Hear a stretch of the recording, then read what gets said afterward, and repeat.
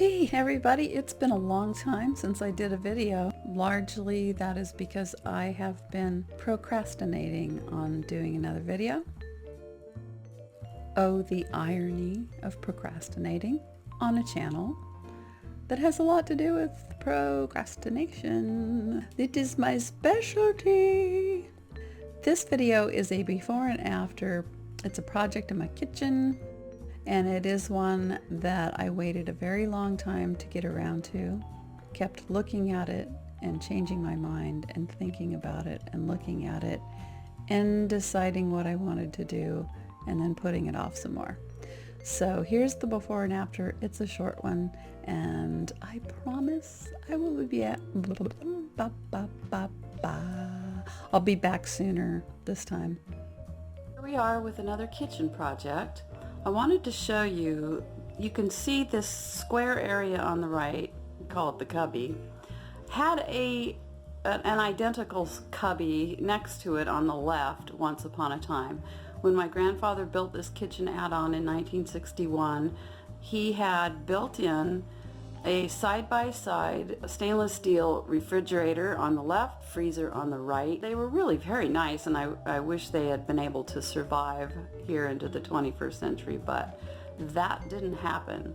So this cubby here with all these spackling patches on it is where we've had the microwave sitting with a shelf above it that was a stemware shelf that my husband made that I liked a lot. But we have now purchased a nice little convection toaster oven, and we want to put that in the cubby with the microwave. So I'm taking the opportunity to go ahead and spiff this up. I'm going to get rid of the terracotta color and paint. So I also needed to do all those little patches and repairs to the drywall compound. Had nail holes, hook holes, and places where there were ridges and divots when the compound was put on there to begin with. So we'll get rid of that.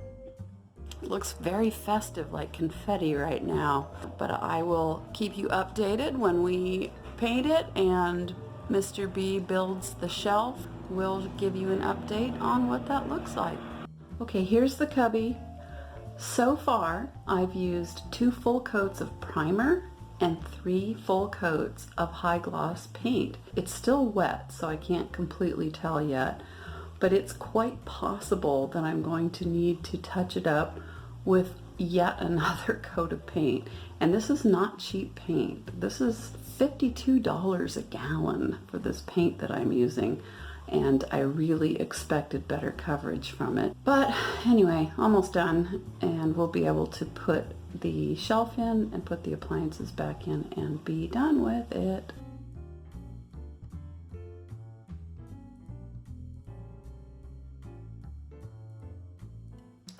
I am calling the microwave cubby project complete. It isn't perfect because we don't do perfect around here.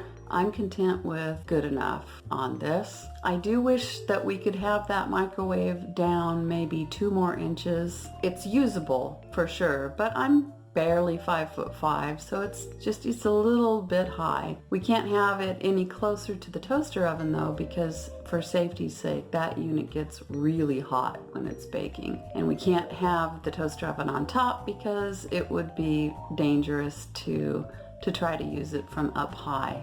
Getting food in and out of it would be scary. So here we are, fresh paint, new shelf. That's 3/4 inch particle board that was chalk painted and waxed.